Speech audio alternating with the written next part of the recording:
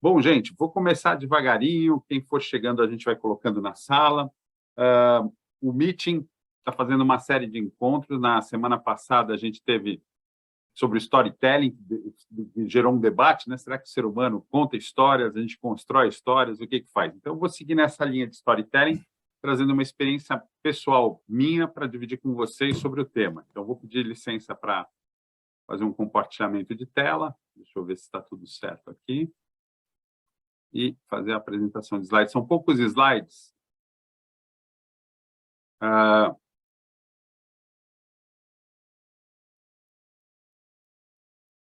Não, ele ficou com a minha tela. Deixa eu compartilhar o que eu quero. Aqui, pronto. Agora vai dar certo.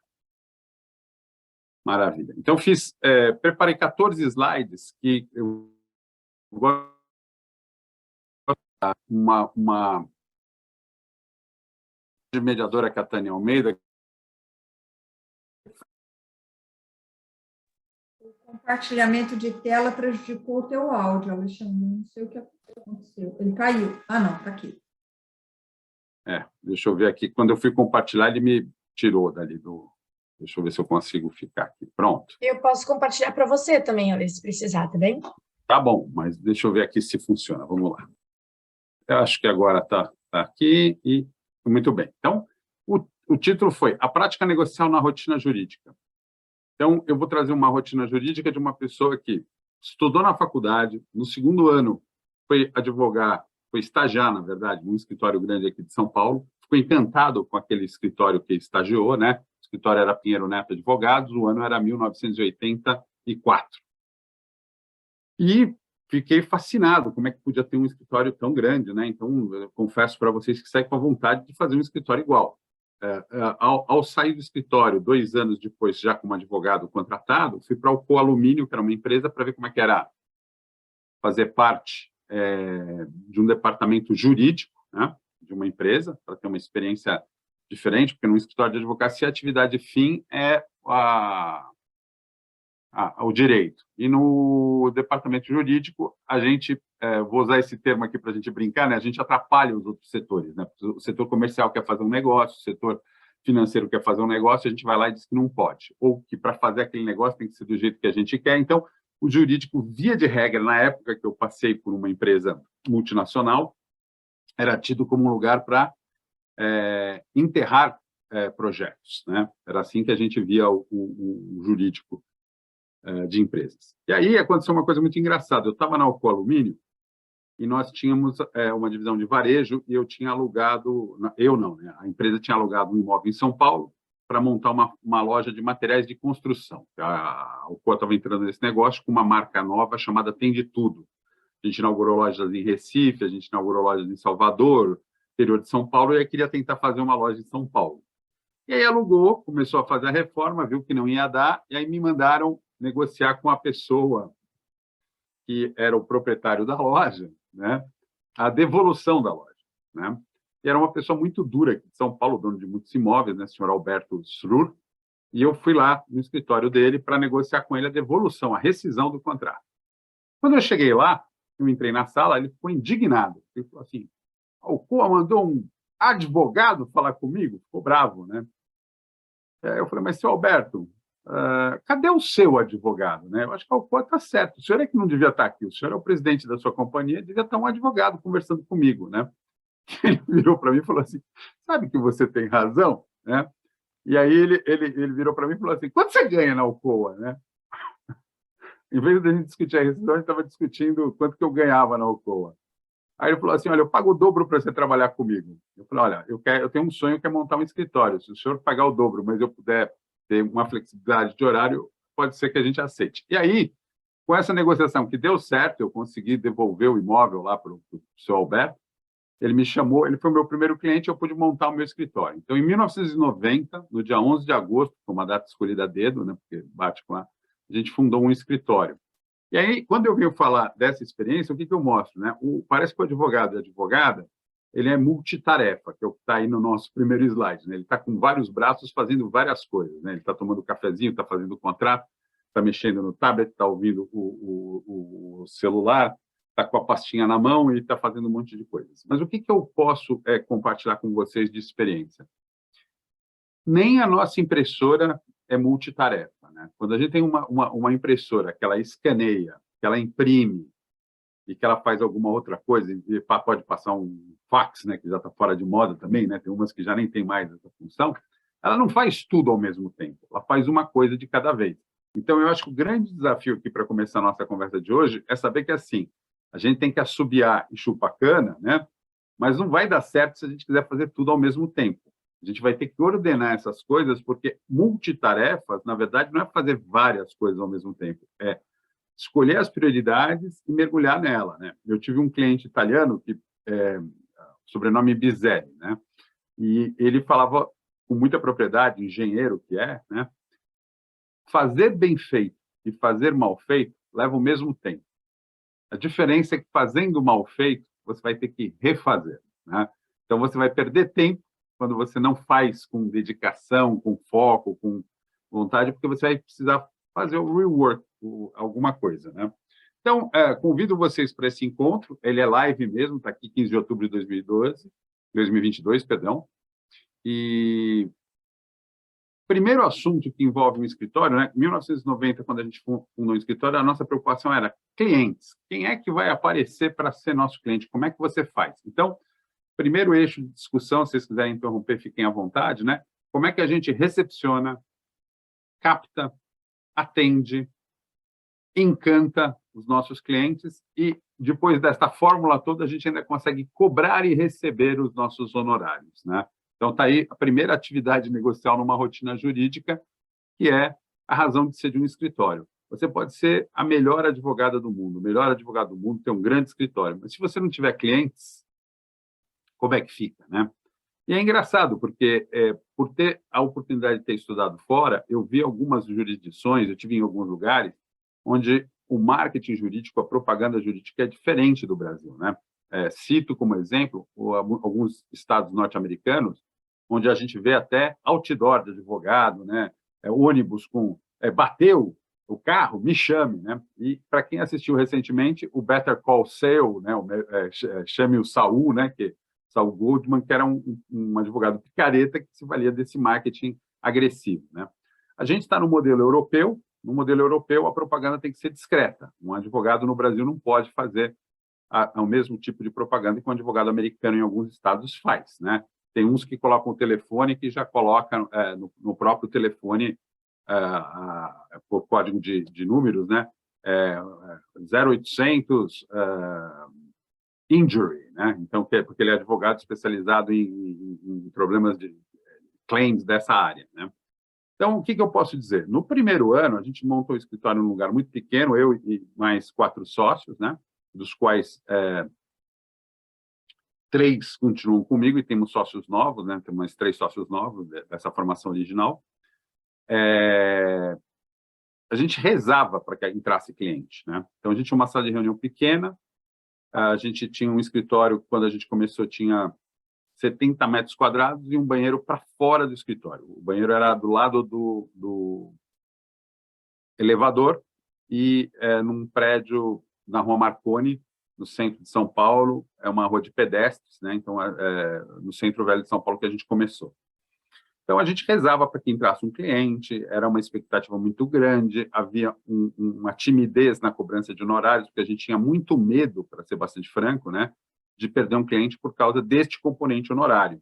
Então, a gente fez muito erro no começo do escritório, cobrando qualquer tipo de honorário, porque a gente achava que, na questão de procura, demanda, a gente estava mal, porque a gente tinha pouco cliente, tinha que começar a conquistar clientes, então tinha que fazer qualquer coisa. E como dos sócios, só um que não é formado em universidade pública, a gente também tinha um compromisso de fazer todo ano pelo menos 1 ou 2 casos pro bono por sócio, né? Para devolver para a sociedade o fato do Estado ter pago a nossa educação, nossa graduação, né? Então, era um escritório que tinha as causas de graça, né? E tinha causas mal cobradas no começo, porque a gente tinha essa timidez de cobrar honorários, né?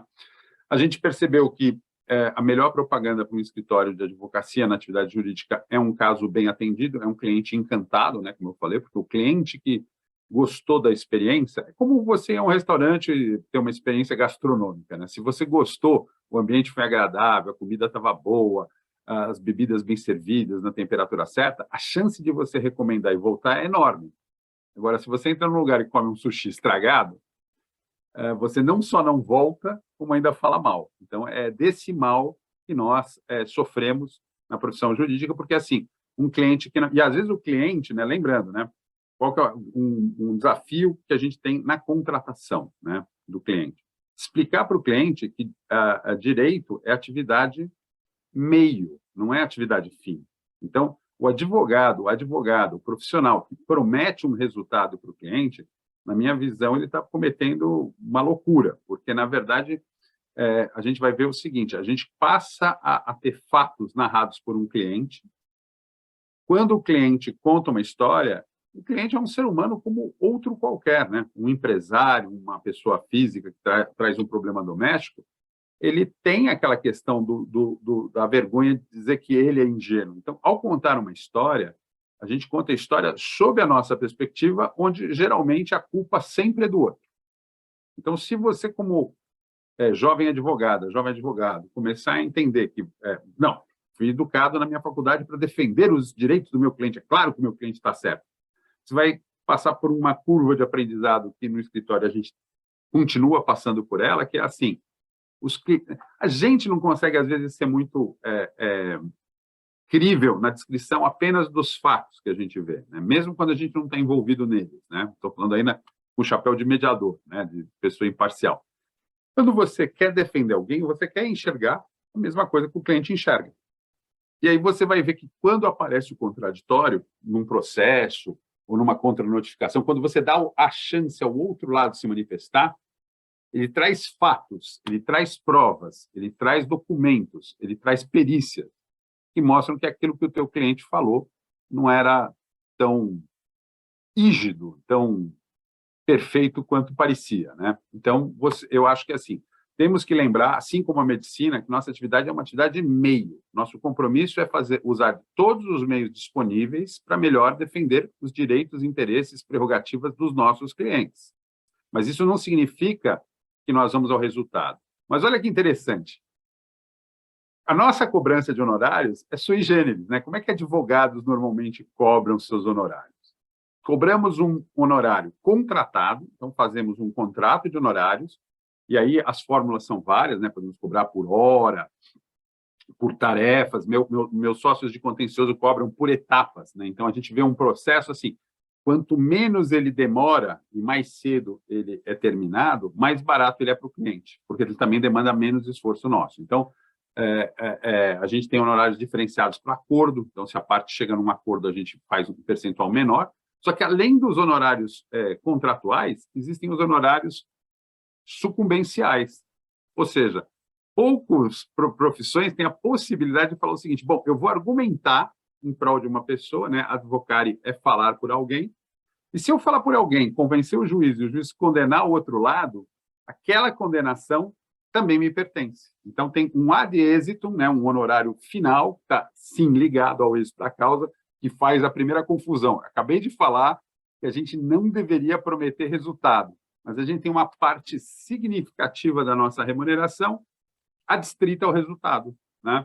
É só no resultado que a gente vai ver esses tais honorários sucumbenciais. E que a prática jurídica brasileira consagrou de que é de quem vencer a causa, né? Como se toda causa tivesse um vencedor. Tem muita causa que uma parte é vencida e tem muita causa que uma parte é vencida em parte. A gente olha o Código de Processo Civil, que sugere fixação de honorários entre 10% e 20% sobre o valor da causa. É claro que quando o Estado está litigando, tem uma outra regra, né? Esses honorários acabam sendo, às vezes, achatados. Quanto maior a condenação de um ente da administração pública, mais baixo ficam esses honorários que foram pensados no caso do Estado, da União Federal e das prefeituras e suas autarquias, perdendo, né, ações, né? Mas de 10% a 20%. Só que muitas vezes a gente se surpreende, que a gente vai numa causa, o valor da causa é alto, a gente está sonhando com aqueles 10%, 15%, 20%, né, se tiver litigância de má-fé, não sei o quê, e de repente vem o juiz ou a juíza e fixa um número de salários mínimos, porque ela fixa por equidade e fala, não, o valor da causa é muito grande, vou fixar um número de salários mínimos. E às vezes você passou lá 10, 15 anos numa ação e vem lá um valor de 3, 4, 5 salários mínimos para te remunerar. E se você quiser brigar contra isso, você vai ter que começar um processo só com relação aos honorários, né? Na fase de execução de sentença. Então, a nossa tarefa é difícil, porque a gente encontra a pessoa, a gente tem que descobrir, né? E aí falo por mim, porque assim, advogado tem um ego muito grande, advogada normalmente, né?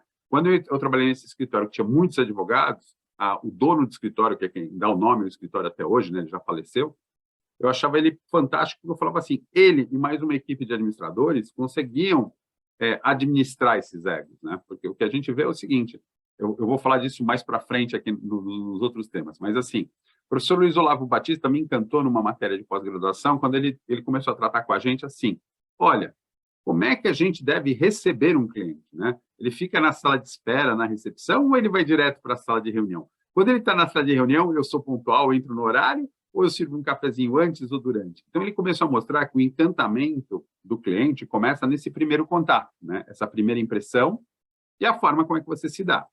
Já vi alguns clientes que foram comigo em alguns escritórios falar, nossa, isso aqui é muito luxuoso, é muito caro, né?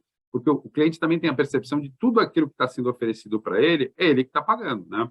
Então, não tem muita mágica nisso, né? E outra coisa que eu acho importante é o fluxo de informação, né? A gente vai ver que eu vou falar de ética e os problemas que os advogados têm com clientes e entre advogados. A gente vê que a falta de envio de relatórios, de informações, é muito sensível, porque, assim, para um advogado e uma advogada, a partir de uma certa maturidade, você falar que um processo demora muito é normal, né? Mas para o cliente é desesperador. Eu, quando entrei eu fui o primeiro advogado da minha família, né?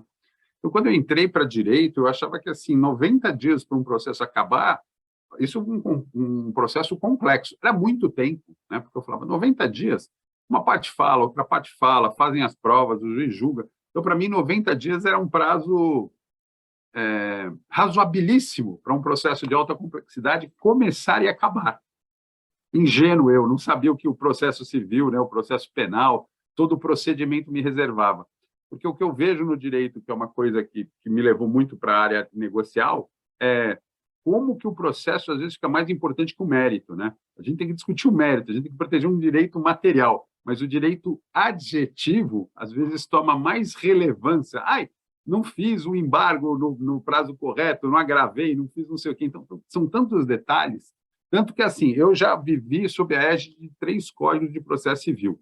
Também concordo que não dá mais para chamar o novo Código de Processo Civil, porque ele já está ficando velhinho, né? Então, o CPC. E olho para frente e vejo, isso não para, né? As leis nunca param de ser reformadas.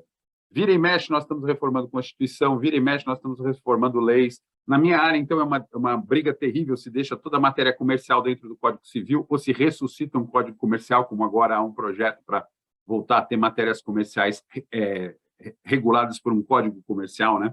E quando eu estava na faculdade, o código mais antigo que a gente mexia era o Código Comercial, que era de 1850, né?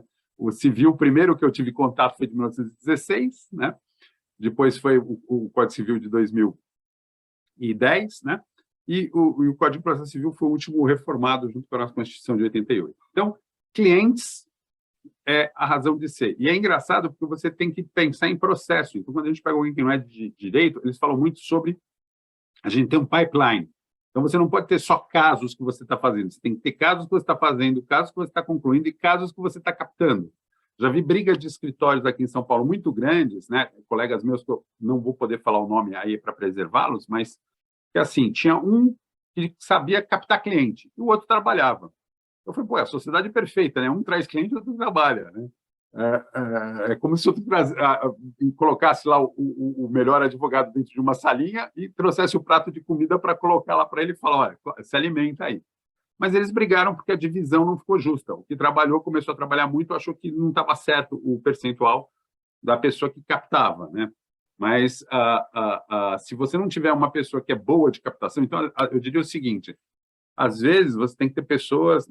Primeiro, eu acho que assim, é muito difícil trabalhar sozinho, tá? Então, eu respeito quem trabalha sozinho, eu conheço vários advogados, a ordem permitiu, inclusive, que cada um de nós tivesse uma MEI, né? Uma sociedade individual de advocacia, isso é regulado, Mas eu vejo o seguinte, elas existem, a maioria delas, para que grandes escritórios tenham uma vantagem tributária. Você vai olhar alguns escritórios aí, são sociedades de advogados de verdade, com sócios, sócios de capital, sócios de trabalho, mas tem outras que você vai olhar, elas são centenas de microempresas juntas, cada uma emitindo sua nota e só compartilhando um espaço, né? Então, a gente tem que olhar isso. Passados os clientes, a gente está falando exatamente das pessoas que compõem o escritório, como é que elas se interrelacionam, né? Então, nós vamos ter uma questão de relacionamento, saber se essas pessoas comungam e dividem os mesmos valores, visões, e aí a gente vai ter toda uma questão de como é que eu contrato, remunero, promovo, retenho, ou como é que eu vou agir quando eu perder esses talentos. Porque, assim, se você acha que, ao ser sócio de alguém, eu peguei minha melhor amiga, meu melhor amigo. E foi assim que começou a minha sociedade. Eu comecei com os meus melhores amigos de São Francisco, de faculdade. Nos unimos com uma pessoa que um deles trouxe e achamos que aquilo era suficiente. Porque eu falei, pô, somos maiores chapas, maiores amigos, não sei o quê. Isso não tem como dar errado, né? E aí a gente viu que o tempo muda, as visões são diferentes, as expectativas são diferentes. E se você não dialogar e não conversar sobre isso, essas coisas que começam bem amarradas podem se soltar. Então, assim, nós tínhamos um sócio muito teimoso, né? Eu só vou falar o primeiro nome dele, que era Ricardo, e a gente descobriu que o Ricardo era um homem que ele nos ensinou muitas coisas. Eu sou muito grato ao Ricardo, ele era o mais velho de todos nós, né? O Ricardo, por ser o mais velho, era, no começo, aquela pessoa que a gente falava assim, pô, ele segura o ânimo, né? Porque eu era megalomaníaco, né? Eu queria dobrar o tamanho do escritório em 1 ano, eu tinha planos em 5 anos, eu fazia planos de 2, 3, 4, 5 anos, quantos clientes vai ter que ter, quanto vai ter que faturar, quanto que não sei o quê. Porque, assim, sonhar, a gente pode sonhar, então eu sonhava alto. E o Ricardo era o cara conservador. E o Ricardo era a pessoa que sabia colocar os nãos para a gente, né? Ele colocava muito não para a gente. Tanto que a gente ia sair para almoçar, a gente percebeu que ele nunca dava um sim, né? E aí foi engraçado, porque eu conversei com os outros sócios, falei assim, o que vocês querem almoçar hoje, né? Então, eles brincaram comigo e falaram assim, não, hoje eu quero comer um sanduíche. A gente, lá perto do nosso escritório, tinha o Ponto Chique, né? Que é um Bauru famoso aqui em São Paulo. Falaram, vamos lá comer lá no Ponto Chique. Aí eu chegava para o Ricardo e falava assim, Ricardo, vamos comer um churrasquinho? Não. Vamos comer um sushi? Não. Vamos comer uma massinha ali e tal? Não. Então, depois que ele dava 3 nãos, enquanto ele não desse 3 nãos, ele não sossegava. Aí a gente colocava na 4ª opção a nossa primeira opção. E aí a gente obtinha o sim desse sócio, né? Então é engraçado, porque em vez de a gente conversar e dizer para ele, olha, você coloca muito não, pensa mais na gente, a gente, na verdade, aceitou manipular uma realidade. Falou, bom, já que a gente sabe como é que a banda toca, vamos no ritmo da banda, né? Então, eu sabia que enquanto ele não dissesse 3 não. Era engraçado, porque uma vez eu encontrei com ele, a gente, naqueles primórdios, a gente lia jornal, né? A gente lia Diário Oficial, porque não tinha tanta internet, e a gente lia a Gazeta Mercantil, que é um jornal que, infelizmente, não existe mais, mas seria o equivalente hoje do Valor Econômico, né? E na Gazeta Mercantil, que a gente assinava, um dia ele estava nervoso. Eu falei, pô, por que você está nervoso, Ricardo? A bolsa caiu não sei quanto, né? Eu falei, mas quanto dinheiro você tem na bolsa? Nada. Eu falei, e por que você está preocupado com a queda da bolsa? Não, porque é sistêmico, numa economia, quando a bolsa cai, não sei o quê. Eu falei, Ricardo, acho que você está sofrendo demais. Se você não tem dinheiro na bolsa, a bolsa é como eu que não jogo, né? O que adianta os milhões que estão sendo dados na cena? Eu não jogo, então não vou ganhar, não vou perder. Essa é a única certeza que eu tenho diante das loterias, né?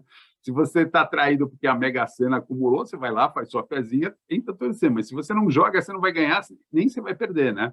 Então, é engraçado. Esse foi o primeiro sócio que nós perdemos durante a trajetória da nossa sociedade. Por quê? Quando vocês não falam a mesma coisa, não enxergam a mesma coisa, fica diferente, né? E a gente buscou no escritório uma divisão que era assim, a gente dividia as despesas iguais, mas cada um tinha uma remuneração diferente. Porque a gente acreditou que, assim, o sócio que trabalha mais tem que ganhar mais. E cada sócio se dedica a uma área diferente, né? Um cuidava de tributário, outro de família, outro de trabalhista. Então, a pretensão. E tínhamos clientes que também gostavam de trabalhar com determinados sócios e não gostavam de trabalhar com outros sócios, né? Isso é uma realidade também, porque são estilos. Às vezes as pessoas batem de frente, né? Tem advogado que gosta de educar o cliente. O que eu estou falando você tem que entender. E tem advogado que procura ver qual que é o problema do cliente, como é que ele pode ajudar ou não. Então, nas equipes também é importante dizer o seguinte, você vai ter estagiários, você vai ter advogados, e eles vão ficar melhores do que você. Se você acredita que eles vão ser sempre seus estagiários e sempre seus advogados júniores, você está errado. O plano de estudo, a vida profissional é um plano inclinado. Se você parar, você não fica no mesmo lugar, você desce. E eu acho que é uma coisa muito boa. Hoje eu tenho estagiários meus que são sócios do Pinheiro Neto, né? Então, eu falo, isso é motivo de orgulho, não é motivo de frustração, porque você fala assim, a pessoa foi tão bem treinada, foi tão bem preparada, né, numa fase da vida. Óbvio que eu nunca entendo que o escritório é o único responsável pela formação de uma pessoa. A pessoa já vem com toda a sua carga de estudo, de família, de valores. O escritório, no tempo que ela fica ali, colabora com alguma coisa. E essas pessoas se dando bem, eu vejo como uma propaganda positiva para o escritório. Então, para mim, é motivo de orgulho, de regozijo, que pessoas que passaram pelos nossos bancos, aí, pelo nosso escritório, hoje estejam com escritórios maiores que o nosso, trabalhando em grandes escritórios e fazendo grandes coisas. E eu tenho uma pessoa em particular, que é meu padrinho de casamento, né? Ele sempre me trata de uma maneira, por eu ser mais velho, mas eu falo, hoje o melhor advogado, sem sombra de dúvida, é ele, porque ele está em desafios muito maiores. Então, eu procuro mostrar que ele hoje é uma águia voando alto, né? Eu falo, tem que estar aí entre as águias, né? E não pensando que você é aquela pessoa que me conheceu lá atrás, porque essa pessoa não existe mais, essa pessoa já se desenvolveu. Então, quem acha que vai conseguir reter todos os talentos, não vai perder os talentos ao longo da vida, eu dou uma boa notícia aí, ou uma má notícia, conforme a pessoa entenda. Vai haver cisão, vai haver divisão de escritório, isso acontece toda hora e acontece muito. E falo de alguém que está na Praça de São Paulo. Então, eu já vi escritórios, num dia, acordarem, quando chegarem lá, os sócios, metade do escritório saiu e montou um outro escritório, né? E a pessoa fica pé da vida, né? Porque como me traíram, não sei o quê. Mas eu falei, espera lá, se as pessoas saíram daqui é porque alguma coisa não estava satisfazendo essas pessoas. Porque se tudo tivesse bom e bacana, para que você sai de uma estrutura, né? Para criar uma estrutura do zero? Porque, como eu falei, eu tomei um susto, porque quando eu comecei meu escritório, eu falei, eu tinha que pagar conta de água, conta de luz, condomínio, telefone, né? E a gente viveu a época do começo da internet, a gente tinha serviços muito arcaicos, antigos. Para nós, o fax era uma coisa impressionante, né? Com aquele papel térmico que apagava. Depois, o e-mail é uma coisa sensacional. E hoje a gente vê que o WhatsApp é instantâneo, põe tudo que você quer, né? Então, depois disso, você tem que olhar também para quem são os seus fornecedores e criar sua estrutura de logística. Por menor que seja um escritório de advocacia, você é um consumidor de materiais de papelaria, né? Ainda que, finalmente, por uma questão ecológica, a gente esteja consumindo menos papel, imprimindo menos, se valendo de assinatura digital, de documentos eletrônicos, né? Mas você tem toda uma série de fornecedores. Eu cheguei a ter no meu escritório office boys que tinham motocicleta e faziam as nossas entregas. Hoje isso está terceirizado. Toda a parte de impressão do escritório está terceirizada também.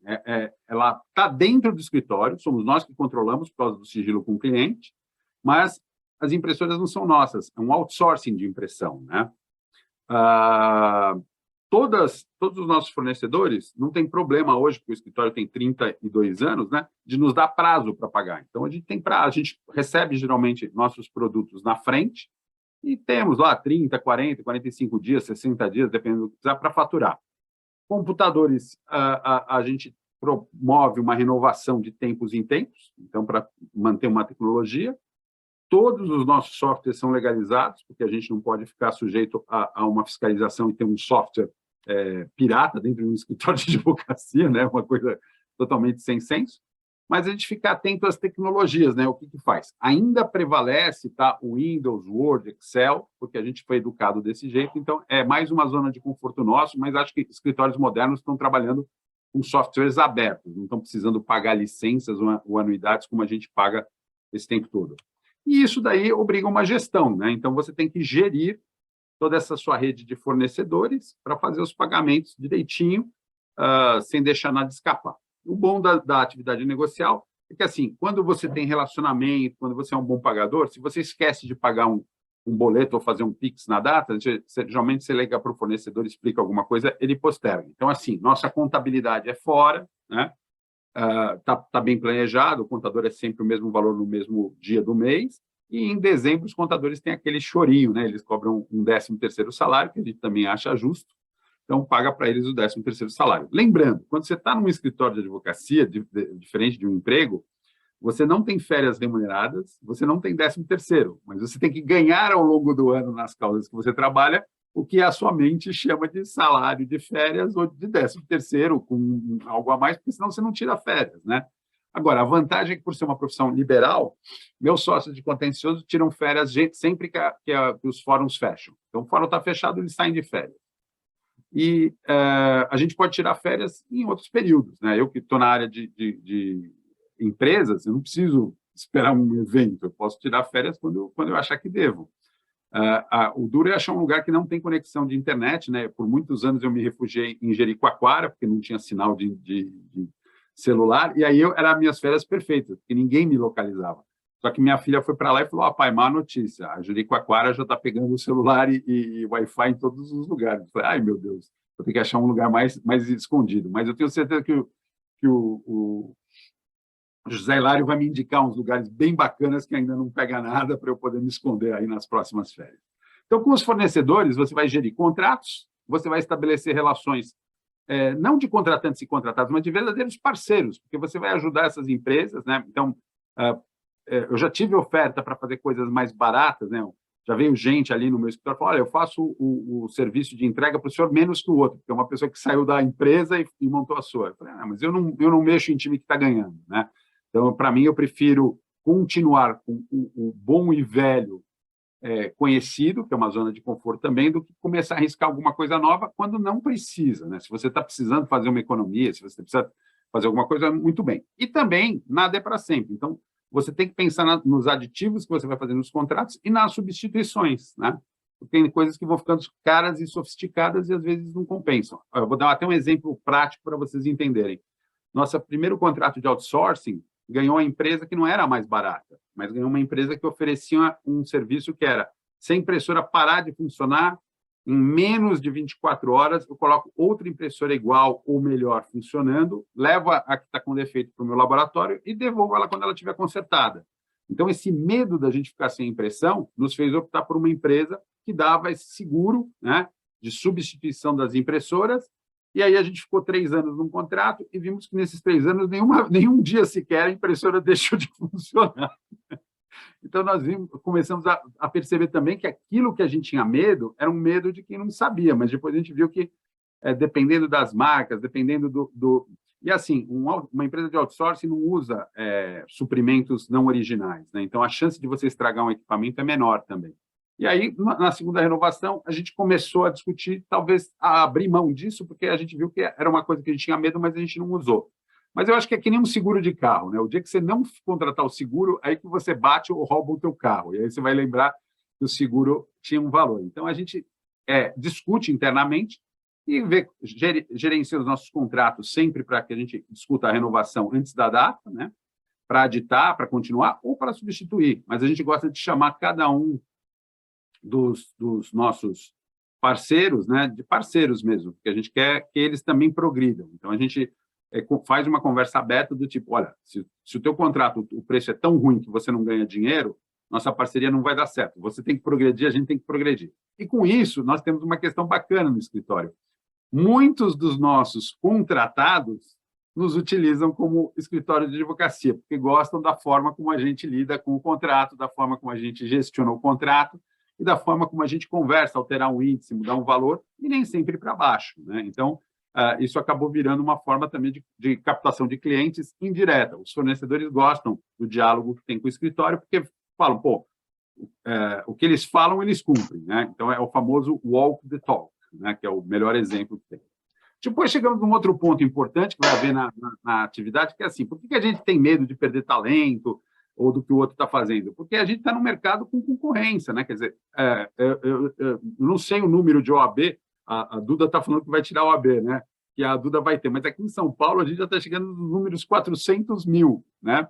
Então, olhando o Brasil, daqui a pouco nós vamos falar, bom, tem 1 milhão de advogados no Brasil, é uma taxa muito grande, muito desproporcional comparado com outros países de população por advogado, né? Quanto advogado tem por habitante, né? Quantos mil habitantes tem quantos advogados? Por quê?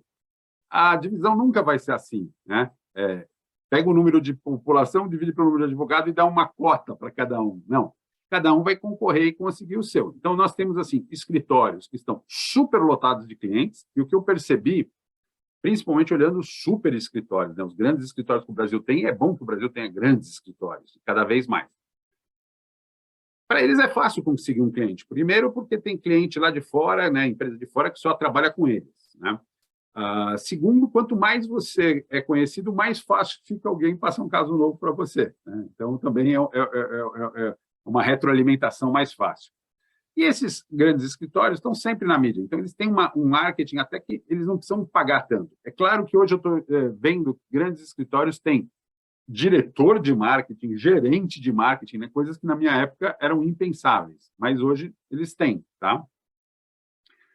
Agora, qual que é o limite dessa concorrência, né? Porque eu, quando vejo um outro advogado, um outro escritório, é uma chance de aprender outros estilos, né? Então, eu tenho um bom relacionamento, quem vai na minha sala vê que eu tenho lá uma coleção de lápis e canetas de todos os escritórios com que eu já interagi, né? Então, é uma coleção grande. E, na verdade, esse é um mimo, porque os escritórios, ao fazer esse marketing, geralmente o marketing está nisso, né? Você vai no escritório, a caneca do cafezinho está com o logo do escritório. Hoje, os escritórios que estão preocupados mais com a parte ecológica não estão colocando mais canequinhas de café, porque isso precisa lavar, limpar. Eles estão colocando descartáveis que possam ir para a natureza sem poluir, né? Então, também tem essa consciência ecológica. Mas a famosa canetinha, o famoso lápis, geralmente na sala de reunião tem lá alguma coisa, um bloquinho de papel, alguma coisa com o logo do escritório. Então, é assim que se faz o marketing. E os limites disso estão no Código de Ética e Disciplina da profissão. É uma profissão regulamentada, tem um Código de Ética e Disciplina, tem um estatuto dos advogados, feito pela OAB, né, que é nacional, e cada seccional tem que cumprir esse estatuto. E lá tem comportamentos que, vira e mexe, a gente vê que os advogados não seguem. No meu escritório, nós temos 2 sócios que são auditores, né, do Tribunal de Ética e Disciplina, e eu sou conciliador no Tribunal de Ética e Disciplina já há uns 8 anos na OAB. Passou várias gestões e a gente só muda de tribunal, mas está lá sempre ajudando. O que a gente vê? Advogado, infelizmente, e advogada se apropriam de honorários que pertencem ao cliente, de valores da causa que pertencem ao cliente, não prestam conta. Advogados e advogadas aceitam subestabelecimentos sem conversar com advogados já pré-constituídos no contrato, e eles têm que conversar e ver se os honorários estão certos. Então, todo ano, por mais que o pessoal olhe para a OAB e fale que é uma entidade corporativa, todo ano, todas as OABs, todas as seccionais, expulsam advogados dos seus quadros, suspendem advogados, advertem advogados, e às vezes essas suspensões são de 30, 60 dias, dependendo da repetição, e o caso mais grave é a perda da possibilidade de advogar, por infrações éticas e disciplinares, né, que envergonhariam qualquer um. Se a gente perguntar como é que uma pessoa percebe, por exemplo, um agente do Corpo de Bombeiros, né, eu acho que a maioria de nós ia perceber como um herói, né? Falar, um bombeiro, uma bombeira é uma pessoa que está numa dificuldade, num fogo, num acidente, arriscando sua vida para salvar a de outro, para debelar uma tragédia. Um médico também uma médica é uma profissão que tem uma boa reputação, né? E o advogado, como é que é a nossa reputação, né? Quem é advogado, como é que a gente se enxerga? Por que será que tem tanta piadinha de advogado, tanta coisa, né? Falando da profissão? Porque a gente não está conseguindo cumprir e seguir essas regras éticas e disciplinares que manteriam uma concorrência, porque assim, a concorrência é boa. A concorrência que a gente combate, a lei combate, é a concorrência desleal, né? Então, tem que haver uma falta de lealdade na concorrência para haver algum desvio. Concorrer no mercado aberto é uma coisa normal. E eu acho que é isso. Por termos advogados de várias especialidades, em várias localidades, em escritórios pequenos, médios e grandes, os clientes estão bem atendidos. Sempre eles vão encontrar um advogado, né? E aqui vou dar um segredinho. Nosso escritório percebeu que a gente estava tendo diferenciações de clientes, né? Clientes de primeira classe e clientes de segunda classe. E a gente resolveu que não podia ter isso, né? Então, hoje, a gente saiu daquele medo que eu falei de 32 anos atrás, que era, pelo amor de Deus, entra um cliente para... Só vou advogar para clientes que eu acredito. Não é clientes que me pagam, é os clientes que eu acredito. Os clientes que eu não acredito, mesmo que eles me remunerassem, não são clientes que valem a pena no longo prazo, tá? Mas isso você só vai fazer quando você tiver uma musculatura, quando você tiver uma casca grossa. Quando o escritório não tiver essa casca, ele não vai fazer isso. Mas depois que ele se convencer de que isso é um ciclo retroalimentável, né? Eu confio, o cliente confia em mim, então a gente vai longe, né? Uma corrida de maratona, nós vamos fazer 42 quilômetros juntos. E aí para de fazer corridinha de 100 metros, que, na minha opinião, né, nada contra os velocistas, mas só cansam e você tem que buscar mais adversários toda hora. Então, aqui eu brinco, né, que na concorrência, aqui eu trouxe um cartoon americano que fala: eu amo a expansão, mas não tenho, ainda sinto falta de uma filial no Ártico, né? Então, a presença global desse escritório está felicitando, deixando muito alegre os sócios, mas eles ainda estão tristes porque eles não estão ainda no Ártico, né? Porque eles querem dominar o mundo, né? Ninguém vai dominar o mundo. Grandes centros como os que a gente vive, quanto mais advogado tiver, melhor. Isso melhora a prática da profissão, né? E aí a gente entra num tema que é totalmente caro para nós, para as negociações. Advogar também é gerenciar riscos, mesmo que você explique para o cliente que é uma atividade meio, né? Você já está sendo solicitado pela clientela de que você vai ter que fazer seguros de responsabilidade civil. Isso já é uma realidade nos Estados Unidos. É muito difícil você ter, por exemplo, um escritório de Nova York que não tem um seguro de responsabilidade civil contratado. Por quê? Porque se houver má prática, né, ou houver uma negligência, uma falha na prestação do serviço jurídico, existe a responsabilidade civil do advogado e do escritório, né? E num escritório de advocacia, numa sociedade de advogados, a falha do meu sócio, ela me torna solidariamente responsável. Então, eu sou responsável por tudo que acontece dentro do escritório. No Brasil, aqui em São Paulo, alguns escritórios contratam esse tipo de seguro. Outro dia, numa mediação, nós tínhamos um cliente exigindo um seguro sobre uma tese tributária, e aí o escritório que estava fazendo isso revelou para a gente que os seguros de responsabilidade civil daquela banca custa R$500 mil por ano, né? E eles não abrem mão de ter o seguro de responsabilidade civil. Não sei, né, quanto que esses 500 mil de pagamento de prêmio anual seguram, né? Qual que é o valor que está segurado, quanto que eles podem errar que a seguradora vai pagar para eles. Mas esses riscos existem também, tanto que nos relatórios que a gente acaba emitindo para as empresas, para os auditores das empresas, principalmente, a gente tem que dizer lá se a demanda que está sob nossa responsabilidade ela tem um risco provável, improvável, um risco eminente, né, para a empresa, porque a empresa precisa provisionar isso nos seus balanços, né?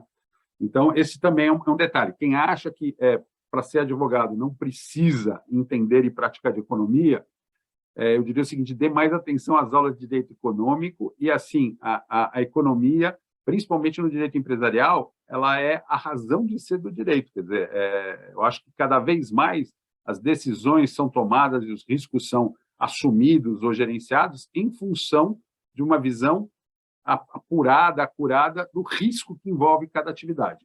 Na atividade privada, isso é da inerência, quer dizer, todo mundo na atividade privada corre risco todo dia. E na atividade pública nós estamos vendo isso também, tá? Então, a gente está vendo que o administrador público também está começando a ver que ele pode transacionar, assumir certos riscos, porque ele tem que tentar alguma coisa. E o caminho que tem é o caminho ainda caro, né, para quem está no começo de carreira, mas que tem que estar no horizonte de falar assim: olha, talvez eu tenha que me cobrir com isso também. Porque o que eu estou falando não é que você nunca vai errar. A gente vai errar e vai errar muito, mas também todo mundo que está no nosso escritório vai errar. Aliás, vou dizer uma coisa: a gente só aprende com os erros, né? São os erros que nos ensinam mais do que a gente acerta. Então, no gerenciamento de risco, a minha brincadeira aí é como você entra na jaula dos leões, né? Você entra com uma venda, porque se você abrir o olho, você não entra na jaula dos leões. Então, a gente vai gerenciar esses riscos. Aí, está tudo certo. O ser humano tem prazo de validade, então o escritório também tem sucessão. Quem vai cuidar do legado do escritório, né? Então, eu vejo, por exemplo, o escritório que eu citei no começo, Pinheiro Neto Advogados. O doutor Pinheiro já faleceu, mas o nome continua. O escritório do Batista Advogados, Luiz Olavo Batista. O professor Luiz Olavo já faleceu, mas o escritório Batista continua. Então, você tem que saber quem vai cuidar do legado do escritório, quando que essa sucessão se dá. Então, em escritórios pequenos e médios, é quando a pessoa, né, o sócio principal, ou sócios que dão os nomes, né, porque a maioria dos escritórios brasileiros tem isso, né? São sobrenomes, né? É a gente colocando a nossa reputação. Quando o sobrenome da plaquinha morre, alguém vai assumir, né? E não existe como garantir que a sucessão vai ser de pai para filho. Aqui nós temos um bom exemplo, depois eu até vou provocar, que é da Herta e do Cristiano, mãe e filho que trabalham juntos. Então, dá a entender que há uma sucessão familiar no escritório, mas ela vai passar pelo crivo da competência, né? Porque não, pode ser que tenham outras pessoas também. Como vai ser feita essa sucessão? Em grandes escritórios, há uma regra que ela sugere um etarismo. Chegou a certa idade, né? E aqui tem escritório de São Paulo que essa idade é 65, outros são 70, outros são 60, outros são 75. Chegou nessa idade, aposentadoria compulsória. Quanto maior o escritório, maior a pressão da pirâmide, porque as pessoas de baixo querem subir, se os de cima não saírem, eles vão sair para outros escritórios ou fundar os seus. Então, é uma constatação inevitável. Então, alguns escritórios fazem pessoas se aposentar com 60, 65 anos, que eu estou com 56, né? Para mim é uma loucura, porque você fala assim, tem pessoas que com essa faixa etária estão no melhor da sua produção intelectual. E elas vão para o mercado porque o escritório não aceita que alguém com mais de 65 anos. Para mim, uma regra natural, porque meu escritório é pequeno, né? Ele entra no conceito que a gente gosta, para a gente não falar pequeno e ficar inferiorizado, a gente fala, meu escritório é uma boutique jurídica, né? Então, na boutique jurídica do Simões, a gente não tem esse problema. A nossa questão é, enquanto você estiver lúcido, você trabalha. Enquanto você tiver saúde, você trabalha. Começou a dar sinais de que você está gago ou está esquecendo o nome de cliente, está perdendo prazo, você será interditado, né? Ou pela sua família ou pelos sócios. Então, as nossas regras são muito mais objetivas, no sentido de que, assim, a gente não é contra a longevidade, mas isso é porque a gente não tem a pressão de baixo. Mas é interessante, porque, por exemplo, eu que tenho bastante filhos, nenhum filho meu está fazendo direito. Então, não é para nenhum Simões que o escritório fica. Quando um sócio meu saiu, ele tinha o sobrenome A. E aí, quando ele saiu, ele falou, você conseguiu o que você queria, porque agora o teu vai ser o próximo, o sobrenome, ninguém é que vai ser o primeiro. Quando ele saiu, a gente chegou numa regra que a gente devia fazer ordem alfabética de sobrenomes, e o meu Simões ficou lá para trás, porque é um S, né? Então, é engraçado, porque existe essa questão de ego, mas, na verdade, é o seguinte, hoje eu percebo que o importante é o cliente saber aonde que você está, né? E é engraçado, porque o escritório hoje virou uma sopa de letrinhas, né? RSLM. E, muitas vezes, o cliente não sabe quem é o outro nome, tá? Então, na sucessão, eu fiz duas brincadeiras aqui. Para quem que você vai entregar a chave, né, do escritório e para quem que você vai passar o bastão, né? Porque o escritório se preserva, porque, na verdade, as pessoas acostumaram a ir naquele lugar e verem as coisas serem resolvidas. A nova geração tem uma questão que a gente não tem, né? Escritório tinha endereço, tinha sede, muitos escritórios tinham várias localidades. Então, tem escritório que tem está instalado em São Paulo, Rio, Brasília, Belo Horizonte, Japão, Palo Alto, em outros lugares lá fora, né? Eu trabalhei num escritório em Londres e vi que pouca coisa a gente podia fazer, né? Que era um escritório brasileiro que tinha uma filial em Londres, porque a gente não podia nem advogar, a gente não era reconhecido na legislação. Então, a gente fazia encontros com o gerente do Banco do Brasil, com as pessoas do Brasil, com os negócios do Brasil, mas era realmente um player muito pequeno em termos de o que a gente podia fazer no mercado estrangeiro. Era mais por status do que por faturamento, né? Então, chegando depois da sucessão, está aí a sigla do meu escritório, né? Então, se eu tivesse usado o Palermo em vez do Simões, seria um escritório italiano. Ragazzo, Palermo, Lazzareschi, Montoro, mas ficou Ragazzo, Simões, Lazzareschi, Montoro, RSLM Advogados, essa sopa de letrinhas, e fiz uma linha do tempo. A gente fundou o escritório em 11/8/1990, fomos progredindo, fomos perdendo sócio, ganhando sócio, tendo gente contratada, tendo surpresas, tivemos um caso que nós fomos pagar um imposto de um cliente, a guia foi falsificada, tivemos que ressarcir o cliente, tivemos boas experiências e ruins também, tá? E em 2020, 2021, nós fomos atingidos, como todo mundo, pela pandemia. E aí veio aquela pergunta, poxa, a pandemia vai nos remeter a um novo normal? hoje, 15/11/2022, a gente aprendeu e quer compartilhar com vocês que o novo normal é o dia a dia, porque todo dia a gente pode ser melhor em tudo, né? Como diz uma música famosa, melhores no amor, melhores em tudo.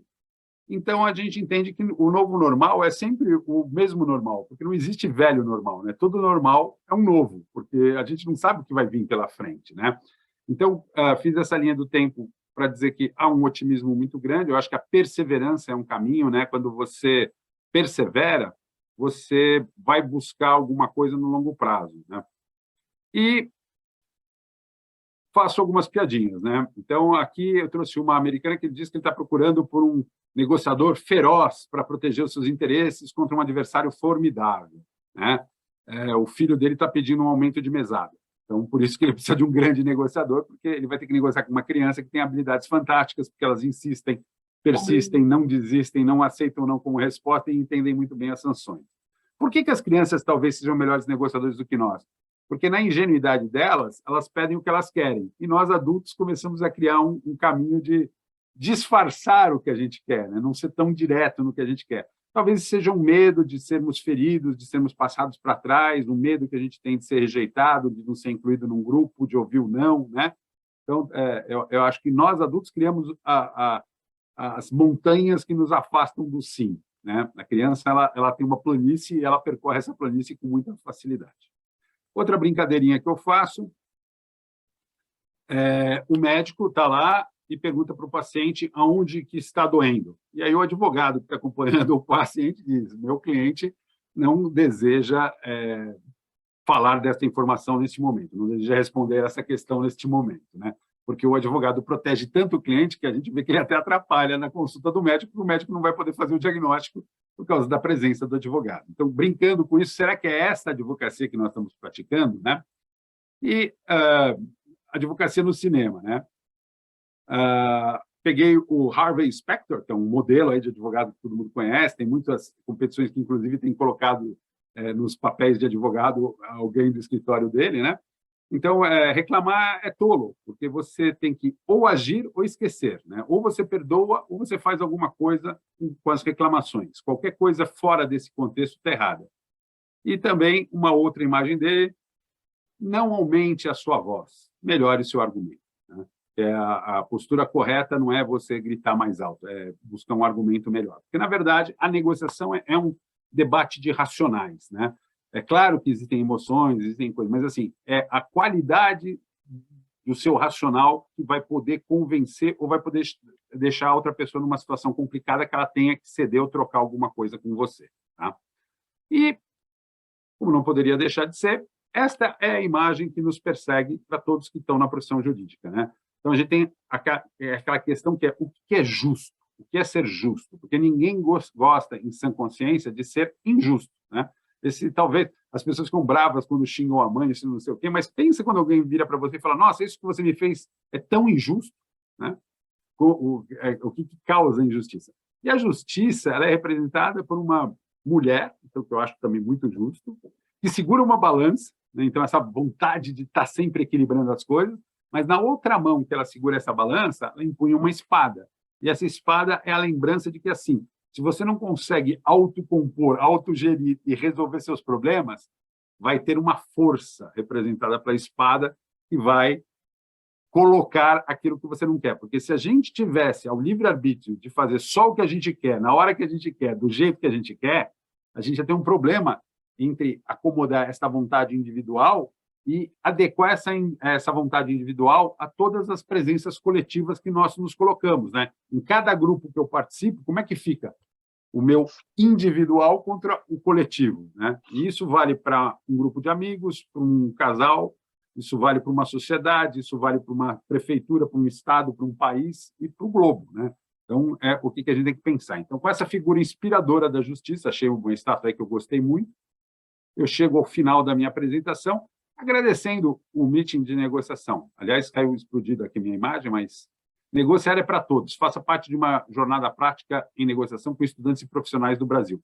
O ano que vem, nós temos uma oportunidade única. Além de voltarmos para o presencial e irmos para a maravilhosa Bahia, nós vamos ter a etapa internacional do meeting, ou seja, nós somos os hospedeiros, nós somos os anfitriões do meeting internacional em Porto Alegre. Então, nós temos uma dupla responsabilidade aí para viver. Para quem não me conhece, agradeço em vários idiomas, muitos dos quais eu não domino, né? E quem precisar ainda de contato comigo, tem aí meu e-mail, meu LinkedIn, meu Instagram e o meu Twitter. Ali você está limitado aos números. E gostaria de terminar e abrir para vocês com uma palavra que, mais do que o grato, expressa o meu estado de espírito hoje, que é o Namastê. Meus caros, vou parar aqui de compartilhar e trazer para vocês aí a possibilidade da gente conversar sobre qualquer coisa do que foi dito aqui. Lembrando, não é a história de um escritório de sucesso, é a história de um escritório que tem muitos fracassos, muito sucesso, mas que no overall, aí no geral, está vivo e chutando, né? Então, provoquei a Herta e o filho Cristiano para saber como é que é essa sociedade, porque eu escolhi também, não, a minha esposa é advogada, eu escolhi não fazer a sociedade com a minha esposa, porque eu achei que eu poderia pôr em risco a minha sociedade conjugal, né? Imagina chegar em casa, depois de um extenuante, porque advogar é resolver o problema dos outros, esses são os problemas mais fáceis de resolver, né, dos outros. Os mais difíceis são dos nossos. Aí eu falei, imagina chegar em casa para tentar resolver meus problemas com a minha esposa, sendo que os dois têm a experiência do dia a dia igual, né? Então, eu evitei isso. Obrigado, Maria Inês. Mas, Herta, quer aceitar minha provocação, ser a primeira a se manifestar? Assim, Alexandre, bom, parabéns, né, pela fala, foi ótimo poder te ouvir. Na verdade, assim, eu e o Cristiano somos de formações distintas, tá? Então, eu sou da área de advocacia e o Cristiano é internacionalista. Ambos temos formação em mediação, exatamente, nós fazemos um trabalho interdisciplinar, e nós somos sócios no Instituto Compor, que trabalha na parte de mediação, negociação, ensino, pesquisa, e, na verdade, está fluindo muito bem, né? Eu também tinha esse receio quando iniciamos, né? Mas está fluindo muito bem, nós temos um bom relacionamento, sabemos separar o que é mãe e filho, o que é do profissional, né? Dois profissionais trabalhando juntos. Então, a experiência tem sido exitosa, espero que continue assim, mas é fundamental separar, né, esses setores, aqui a família, aqui a empresa. Então, isso é fundamental para qualquer pessoa que pense em trabalhar, né, que tenha relações familiares, seja como a nossa, mãe e filho, ou marido e mulher, enfim, ou outras, mas é saber separar o que é do contexto familiar e o que é do contexto empresarial. Então, eu espero que a gente continue tendo êxito. Obrigada, hein?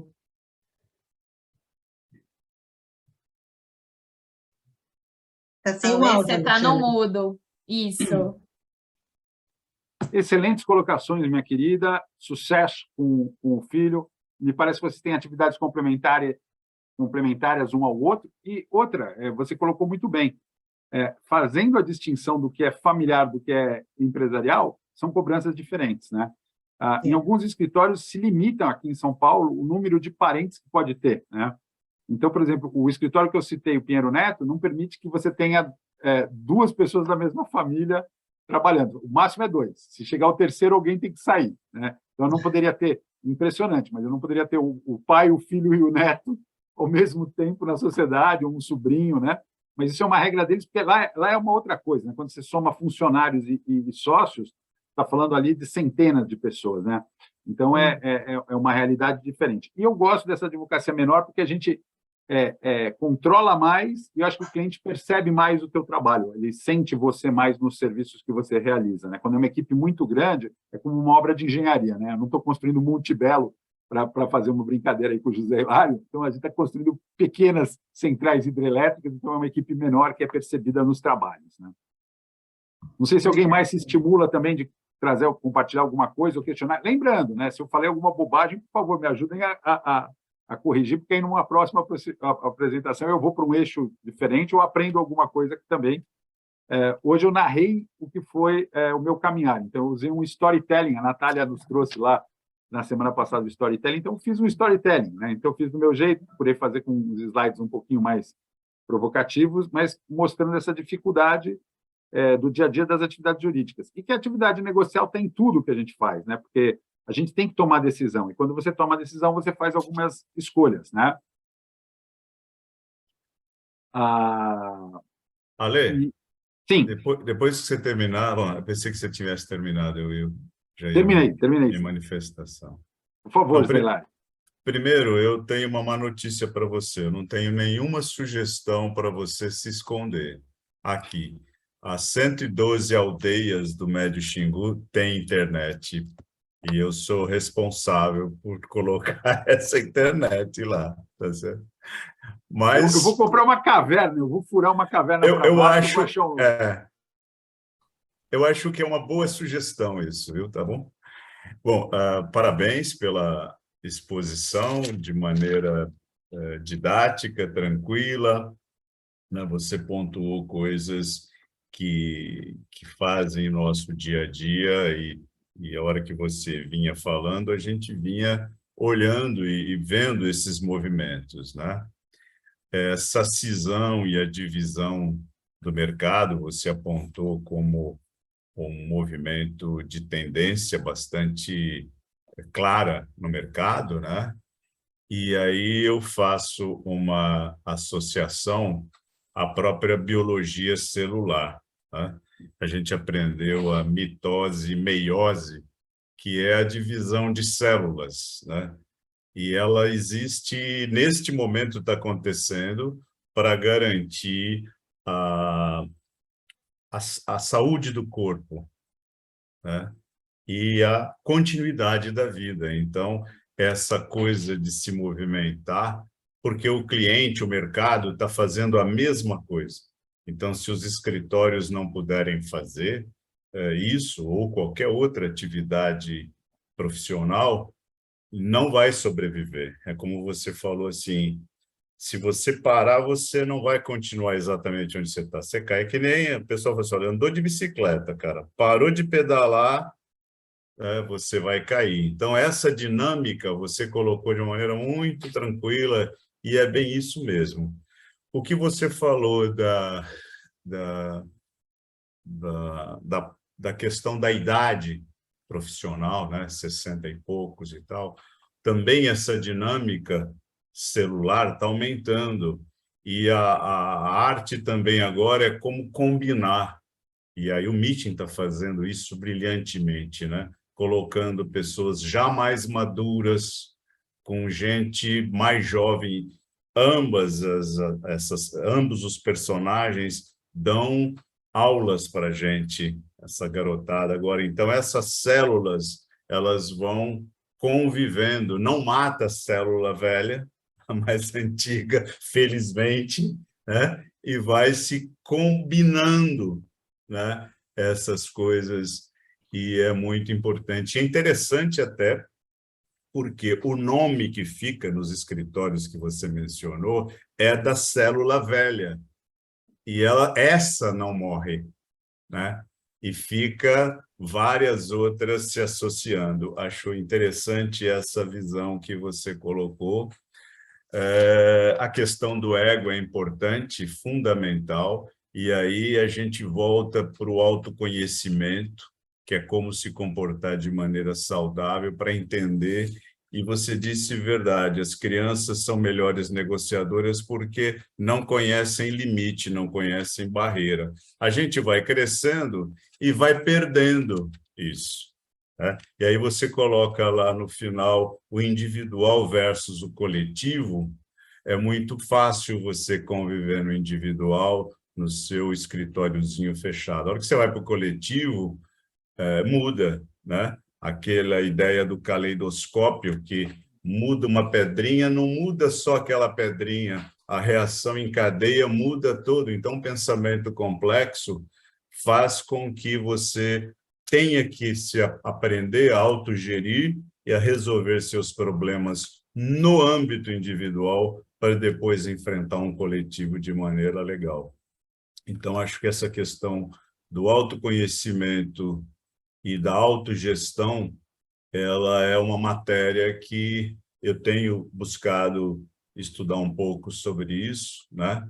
e eu entendi nas minhas aulas que esse tal comportamento ele está aqui entre as duas orelhas, né, dentro do cérebro. Então, é interessante a gente também abordar isso. Uma hora eu vou falar aí com a nossa querida Natália, para a gente produzir alguma coisa voltado para esse humano entre as orelhas, tá bom?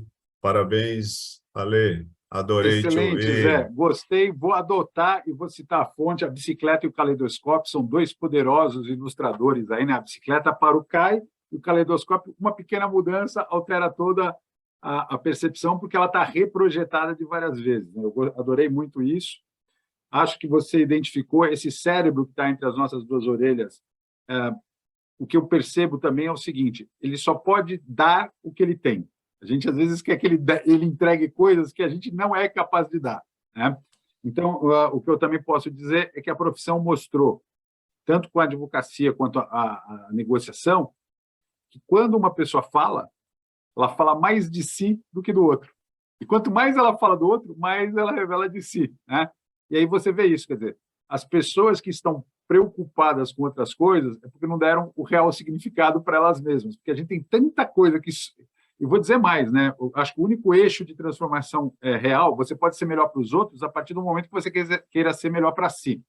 No escritório, diante do que você me inspirou, o que eu posso notar? As pessoas que estão fazendo mais coisas são as mais propensas a te ajudar. Porque para elas que estão com 10 tarefas, uma a mais não muda nada. Você pega uma pessoa que não está fazendo nada, ou está fazendo uma coisa, e pede para fazer a segunda, isso é um sacrifício gigantesco. E a pessoa não está percebendo que ela está barrando o seu autodesenvolvimento, né? Porque não estou querendo saber quando que você vai ter uma explosão por fazer muita coisa. Mas quanto mais problemas você resolve, mais gostoso é o seu sono, né? Quando você chega à noite para dormir e fala, putz, consegui resolver um monte de coisa durante o dia, e algumas eu deixei para amanhã, mas eu consegui, é a hora que você pode sonhar, você pode dormir, né? E é engraçado, hoje eu me pego, às vezes, no banho, tendo ideias muito boas, né?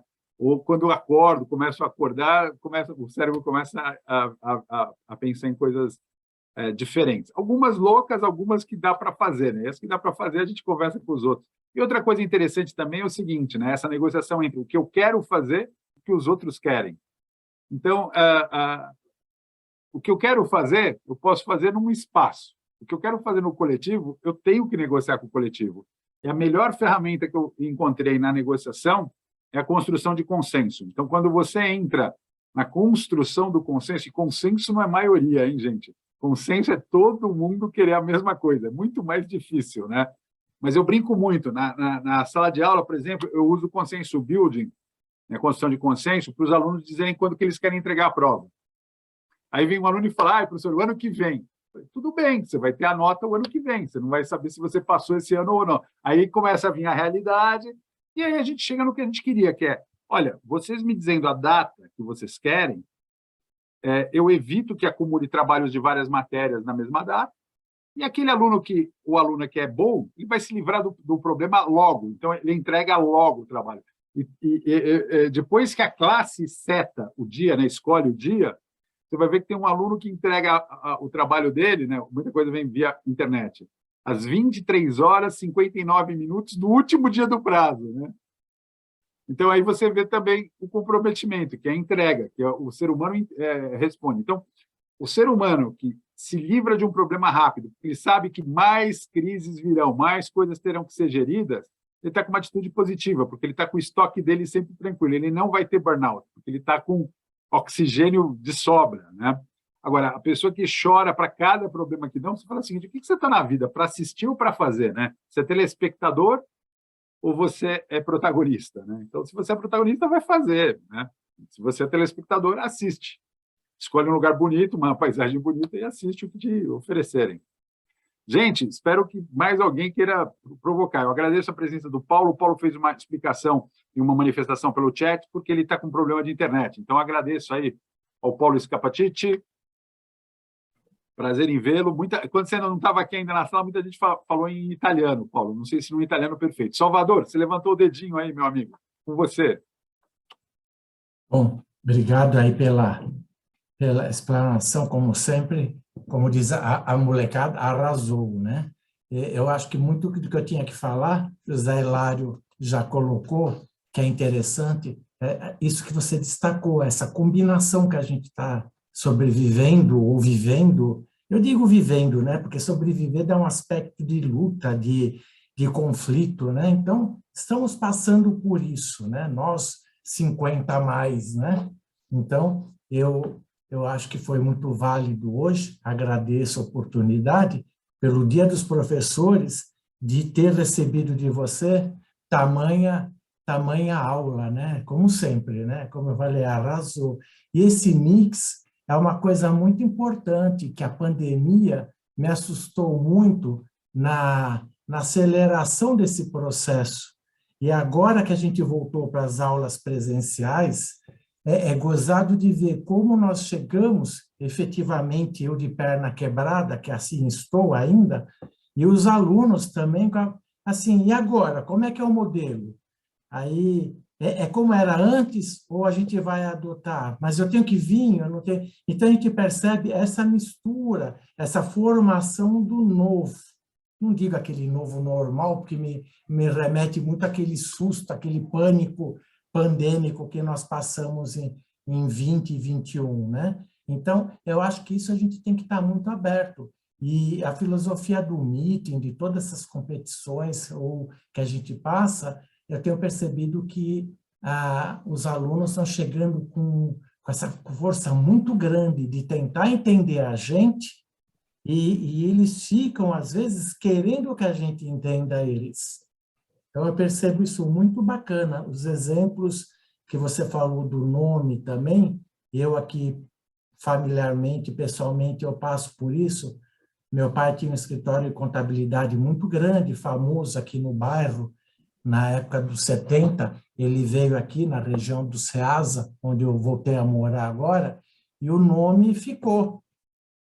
Só que o pai morreu logo depois e o nome ficou. Quem comprou manteve o nome. Então, eu ando por aqui, a hora que eu falo o meu sobrenome, é do escritório, eu falei, ih, gente, não. Então, é um negócio que eu convivo, uma cicatriz tão forte, que eu falo, meu Deus do céu, a pessoa lá que está com o escritório mantém o nome por conta de todo esse glamour que ficou, e a gente ainda paga por isso. Então, eu acho que é uma mácula que a gente precisaria tratar e muita atenção aos alunos formandos, né, na hora de montar um escritório, porque às vezes coloca, põe lá, Giglio e Simões, ok, você falou uma coisa legal da ordem alfabética, né, mas não põe qualquer nome, pensa, profissionaliza, porque você vai crescer grande. Papai montou o escritório dele em, sei lá, junto com o meu tio, agora virou um nome bom, mas tudo bem. Então, acho que o nome é igual botar... Eu não tive filhos, mas você teve, né? 6, né? Botar nome em filhos é 7, é verdade. Cuidado, porque é o nome que você vai chamar para o resto da vida, né?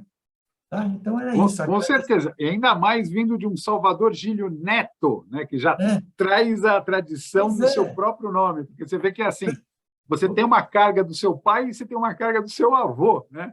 Ele vai sobrecarregando. E todo mundo, quando eu era casado, falava assim, se você tiver filho, vai continuar. Eu falei, gente, e nós italianos, a gente, né, o Paolo, acho que ele fala muito sobre isso também, pelo sobrenome, a gente tem muito essa coisa do nome, é muito forte. Então, você destacou isso, eu acho que foi dado aqui para a gente como um presente do dia de hoje. Muito obrigado, queria agradecer a oportunidade novamente. E vamos ao próximo. Antes de falar do nome, a gente já tinha falado com a Denise Boechat, que explicou do Boechat, né, Denise, também. A gente nem sabia que o nome ia ser um destaque, mas é isso. Tanto que a gente vê que alguns escritórios até tentam associar uma marca e tentam traduzir movimento, perpetuidade, né? Tem alguns escritórios que usam o 8 deitado para querer sugerir que é uma coisa infinita, né? O Paulo, ele escreveu aqui, ó, honra, tradição e família. É verdade, porque eu lembro... O meeting tem sua marca, né? Essa marca bonita aqui, que é um círculo em movimento, que está sendo construída e está evoluindo, né? E fico muito contente. Eu acho que a gente está vendo que há uma dificuldade para sair do campo do direito, mas também é um desafio muito bom, porque a negociação, como é a nossa marca, é para todos, né? Então, no direito você negocia muito, mas não é só no direito que se negocia. E se a gente olhar o que Harvard fez um consórcio de universidades para cuidar da negociação. Entendeu que a negociação não era da administração, não era da economia, mas era de todos eles, da escola de negócios, da escola de governo. E aí juntou seus professores e criou esse programa multidisciplinar que está entre os mais prestigiados e prestigiosos do mundo, né? Eu acho que aqui no Brasil o Meeting vai acabar fazendo alguma coisa semelhante, né? Criando um programa de negociação genuinamente brasileiro. E a Thelma que me perdoe, porque ela está em Portugal, né? Isso não significa que Portugal não possa estar aqui nesse movimento, lusófono. Ora, pois, pode sim, né? Antes de passar para a Nath, não sei se a Nath quer falar, todo mundo está falando e contribuindo, eu gostaria de agradecer também ao Alê, como uma formanda pré-advogada, talvez, se tudo der certo. Se não vai esse ano, vai no próximo. A tua bagagem é incrível. Muito obrigada por compartilhar as fragilidades e as fortalezas que te construíram e te formaram a pessoa que é, né? Porque é muito além da profissão.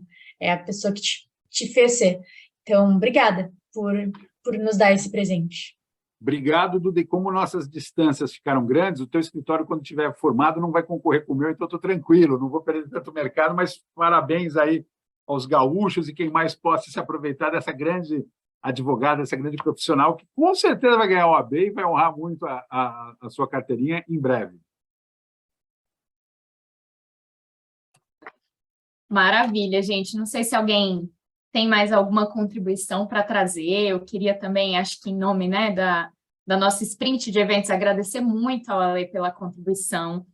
Eu acho que quando a gente pensou em eventos para trazer, né, negociação na prática e trazer pessoas justamente com uma experiência para compartilhar, foi justamente nesse sentido que o José Hilário trouxe, né, da gente reunir, às vezes, mentes mais jovens que ainda estão desenvolvendo uma experiência, seja em negociação, seja na advocacia, seja em outras carreiras, e mentes mais experientes também em várias coisas, direito, enfim, a gente vai ter o Lucas também falando dessa parte empresarial e como que a negociação ajudou ele enquanto empresário, para a gente pensar junto, para a gente agregar. E eu acho, Ale, que o que eu mais gostei do evento de hoje, da sua fala hoje, foi como foi amplo, como que você trouxe a negociação durante todo o seu percorrer, né? Às vezes a gente fica ali mais limitado de pensar, eu posso usar a negociação neste caso ou nesse processo, mas na verdade você mostrou que é em tudo. É ali com clientes, são com os fornecedores, é com a nossa própria equipe, né?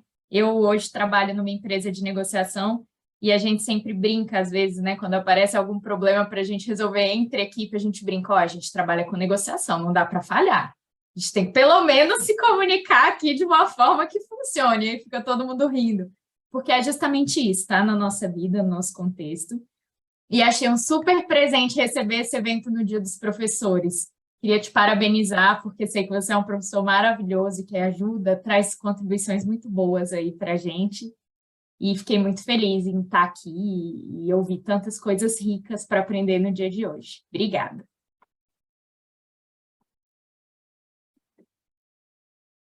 Bom, gente, em não havendo mais nada a ser manifestado, quero desejar a vocês um excelente sábado, um ótimo Dia dos Professores e um domingo maravilhoso, melhor ainda para todos.